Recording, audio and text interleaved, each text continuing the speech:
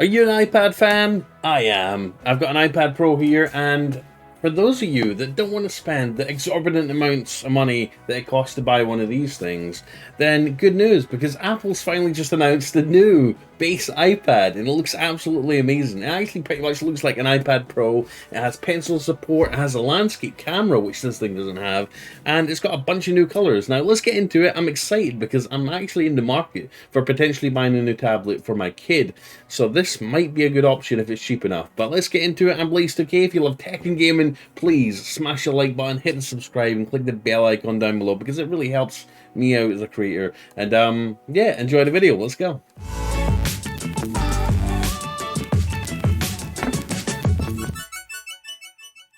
So guys, here we go. The Apple launches the redesigned iPad with a bigger screen and USB-C.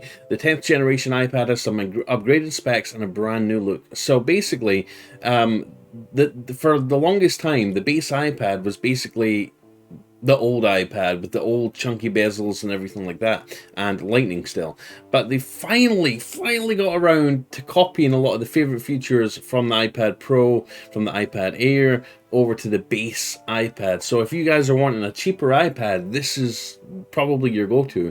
Now, it looks like there's a couple of colors here. We've got white, your base silver, basically. You got your yellow, you've got your red, you got your blue.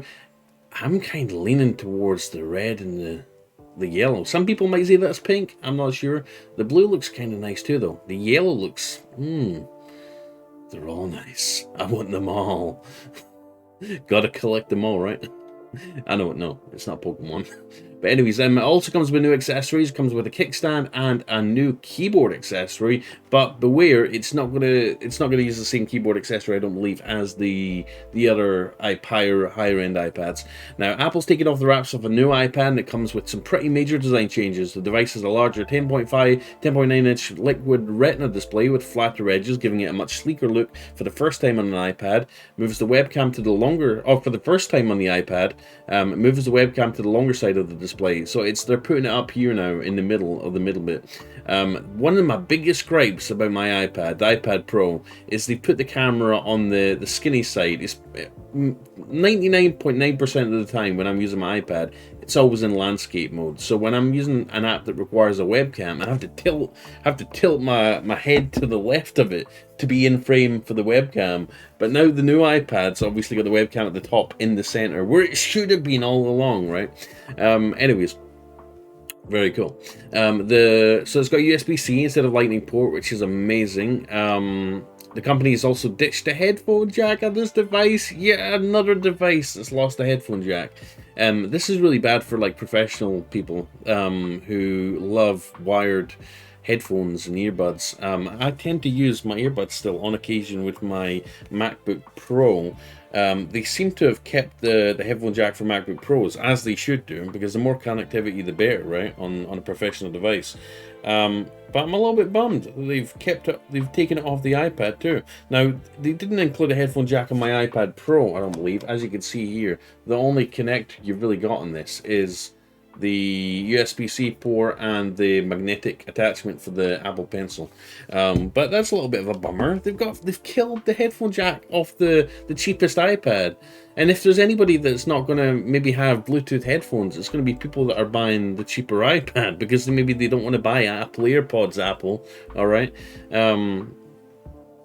So yeah, they've also put Touch ID in the power button, so it's not going to have Face ID, it is going to have Touch ID, which I actually prefer in some cases, because sometimes it's annoying having to put your face, trying to align the camera up for your face to get a proper Face ID scan. So that's kind of cool.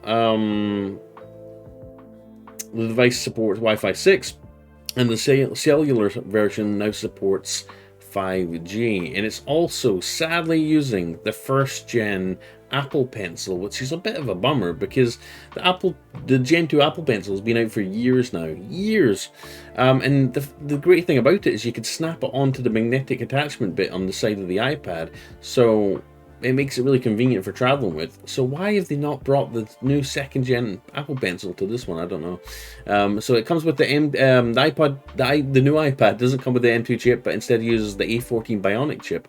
This is the same chip used in the iPhone 12 and an upgrade from the A13 Bionic that came in the 9th generation iPad released last year. Apple says the new iPad performs 3 times better than the 7th generation iPad released in 2019 and has all-day battery life, aka probably like 10 hours of video playback.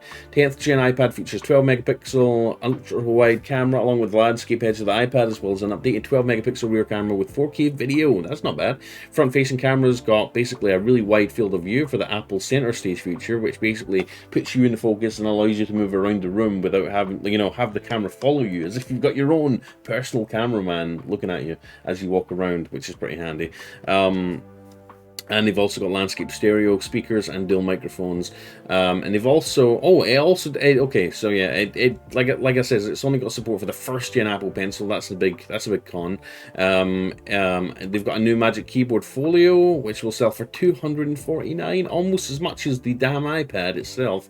This iPad isn't replacing the entry-level model with the thick bezels and home button, at least for now. It probably will, and they're probably just selling off what they've got left of the original old base model. And it is going to be coming along at a higher price, so basically they're going to be selling this for about $120 more than the chunky boy iPad with the thick bezels. And it obviously comes in blue, pink, yellow, and silver. Here's the page: lovable, drawable, magical. And here it is. I like the new Folio cover, but for $250, it's a little bit pricey, isn't it? I mean, you're getting the base iPad after all. They could have made a cheaper accessory. There's plenty of third-party keyboards. The more I'm looking at it, the more I'm like, I want one. I already have an iPad Pro, but I want this one because it looks so nifty. And obviously they show the fact that it does support the Apple Pencil, just the old one that doesn't magnetically attach. Meet the redesigned iPad. Here we go. Unlock, sign in, and pay with Touch ID. So you can pay for things with Touch ID, believe it or not. Cool. There's the first gen Apple Pencil. Draw, paint, and write with Apple Pencil. Type comfortably using a trackpad, and enjoy content with a versatile two-piece design of the Magic Keyboard Folio. The Magic Keyboard Folio. It better be bloody magic for $250, alright? Jeez. iPadOS brings it together and makes everything on iPad feel smooth and easy. Now, this is one thing I really appreciate about the iPad lately, is they're really up in their game in terms of professionalism.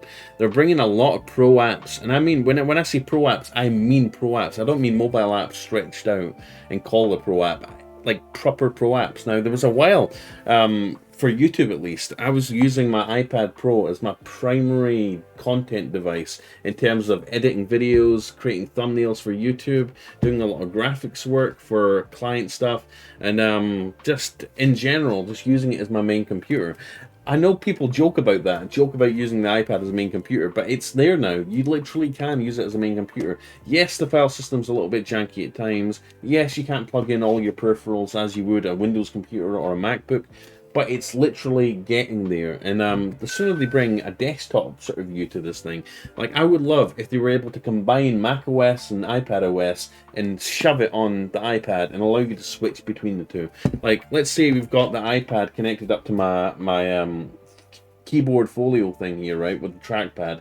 So he's got a trackpad. It's like basically a full MacBook here. It would be nice if there was a little toggle up in the notification center or action command center, whatever you call it, that allowed you to switch from iPadOS to macOS, like, and just have it seamlessly like morph into macOS and then use it as a MacBook to do really intense sort of focused professional stuff if I wanted to, like run full Photoshop, right?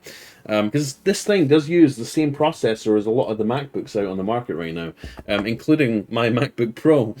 So there's no reason why they couldn't support macOS on this thing. I love iPadOS. It's great. It's getting there. It's becoming really useful. You could use it as your primary computer easily, but I would like a more desktop experience if possible. And I mean, if they could do what Windows kind of does, or tried to do, in combine macOS and iPadOS and allow you to toggle between the two for different situations, that would be ideal scenario for me. So I cannot talk about talk more about how much I love iPad OS now. Take notes with the Apple Pencil, very cool. A14 Bionic chip. Edit a spreadsheet, finesse a keynote presentation, and take amazing notes. The Magic Keyboard Folio gives you the comfortable typing experience and trackpad for precise tasks. Create to your heart's content. Very cool. So you could potentially use this base iPad, guys, as a tool, as a professional device to do graphics editing, video editing, music editing. It's going to have great microphones as well for audio. You can record 4K video, use it as a video device, like a video recording device. It's obviously got center stage to give you a great experience when you're in calls with people. And I love the fact that they've got the camera now in the center of the freaking iPad, as they should have done all along. It's got Wi-Fi 6, 5G on the mobile version. It's got support for all the AI stuff, AR stuff. Sorry. A14 Bionic should allow it to play games reasonably well. Probably not as good as obviously the M1, the Pro CPU, but really good. It basically brings it up on par with a lot of the other iPads now. You know, it's a cheaper option that allows you to do potentially professional things, and it could be your first gateway into the life of a professional. All right, whether that be as a graphic designer, video editor, you name it. So there we go. That's the new iPad, and you could buy it. Let's check the price of it here really fast. It's the 10th generation, and 64 gig is going to run you about $499, and the 256 gigabyte is going to run you around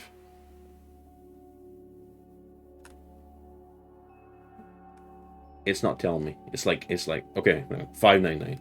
So $499 and $599. I think for an extra $100 difference, or $449.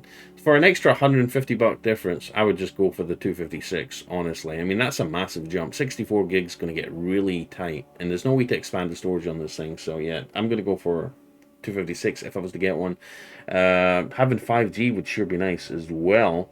So $600 for the Wi-Fi, $750, an extra $150 basically for the cellular option. So it can get a little bit pricey, and when you're getting up to this sort of price, the $750, you've got to think: should I get an iPad? And should I get a MacBook at that point, or should I get an iPad Pro or an iPad Air? You know. So there we go, guys. That's the new iPad. Hopefully you enjoyed talking about it. Come, let me know what you think in the comments. Let me know down below. Are you interested in getting one? What color would you go for? Are you a little bit disappointed that they kept the first gen Apple Pencil? I am. But yeah, I'm still impressed by it. It's a little bit more expensive than the big chunky one. I think they're gonna phase that out very soon. But there we go, new iPad. Very happy. I'm gonna check out my Twitter account as well. Come say hi on Twitter, because I'm always talking tech and gaming there. And I'll see you guys in the next video. And if you want to see more tech content, gaming content, it's just hear my first impressions of new technology and cool stuff that's out there in the news. Please subscribe, click the bell icon. Anyways, guys, have a wonderful day. I love you and I appreciate you. Bye.